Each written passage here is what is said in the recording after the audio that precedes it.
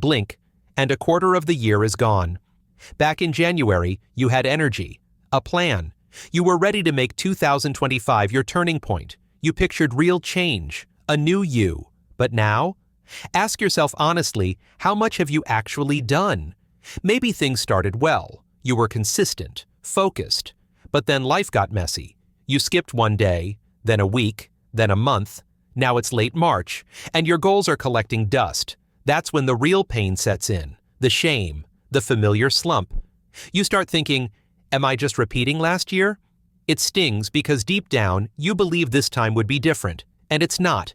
That hope you had at the end of 2024, it's fading, and the voice in your head is getting louder. Maybe I'm not built for this. Maybe I give up too easily. You're not just behind. You feel like you failed before even starting. That's the trap. When one missed step feels like the end of the race. When 3 lost months convince you the year is already over. But here's the truth. You haven't failed. You've just paused. And if you're still breathing, you can still begin. Let's reset your head before you restart your goals. Time for a mind reset. 1. Regret wastes the present. You can't rewind time. The last 3 months are gone, but if you're still stuck regretting them, you're wasting this moment too. Regret feels like reflection, but really, it's just a silent thief of your future. 2. Don't analyze failure with a broken mindset. People love to say, learn from the past. Sure, but only after you reset. Right now, your mindset is still wrapped in guilt, shame, and self-blame. Reviewing your past through that lens isn't reflection. It's self-sabotage. Reset your head before you review your history. 3rd shift, from year lost to phase passed. If you see the past 3 months as a failed quarter of the year, you'll feel like you owe something, like you're in debt to your own goals. That debt breeds pressure, and pressure kills momentum. Instead, call it a phase. It ended. A new one begins. 4. Shorten the year to 3 months. Why do New Year's resolutions feel so powerful? Because a new year feels fresh. You feel hopeful. But a year is too long to hold your focus. Instead, cut it down. Treat every 3 months as its own year. You've got a brand new 90-day shot. That urgency changes everything. 5. Inertia is your real enemy. You think you need motivation. You don't. You need motion. Start with one tiny move. Write, walk, plan. Do anything that shifts you from stillness to speed. Once you're in motion, inertia will carry you forward. Movement creates momentum. Step 1. Draw the line. Before you chase goals, you need a map. Not a messy wish list, not a vague vibe. A real map with clear lines. Maybe you started 2025 with a solid plan. Goals written out, deadlines set. But before you measure how much you've done, ask this. Do these goals still lead somewhere you want to go? You don't need to review everything, some goals. They made sense in January, but not anymore.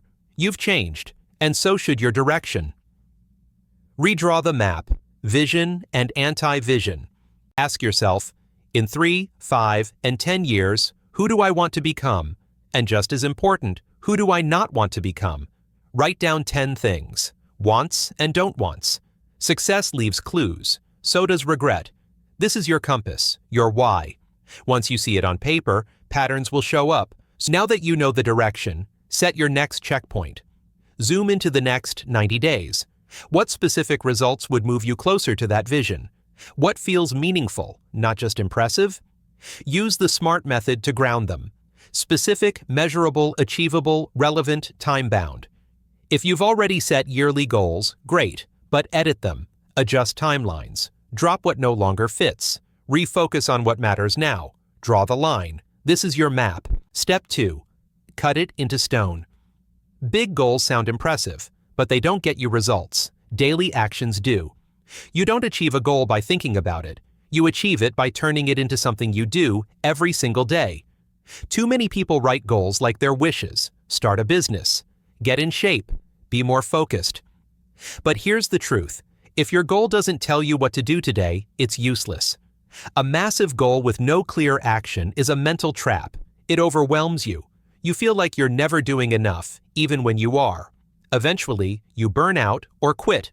The fix? Cut it into stone. That means taking your big vision and translating it into specific daily behaviors. Want to write a book? Set a rule. Write 500 words every morning before breakfast. Want to get fit? Decide.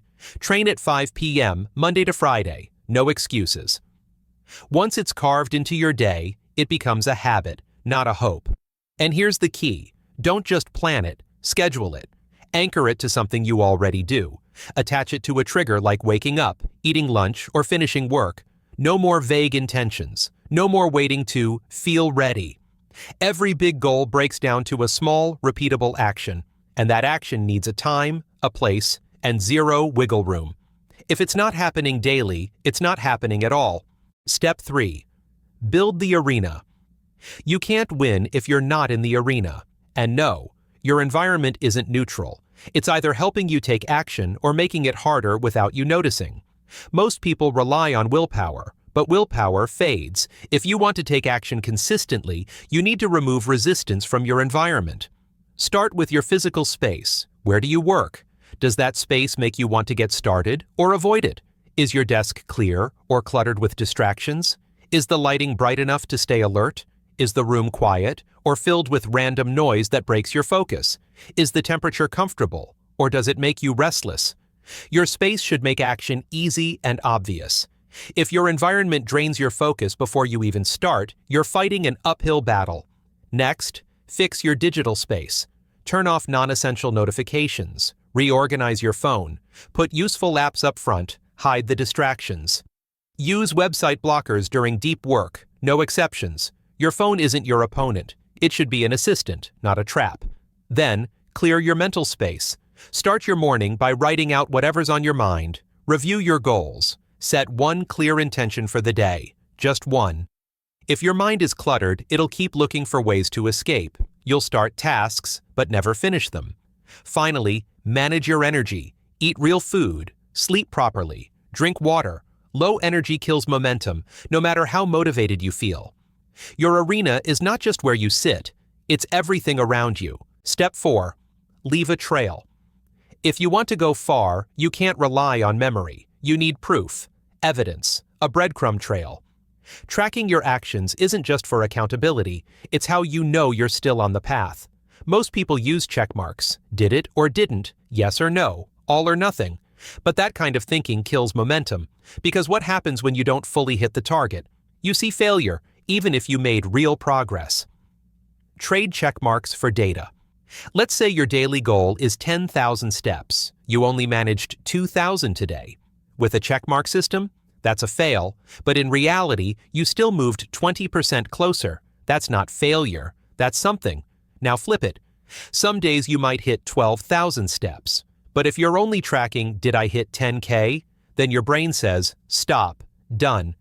You miss the chance to go further, even when you can. Checkmarks create a false finish line. Numbers tell the real story.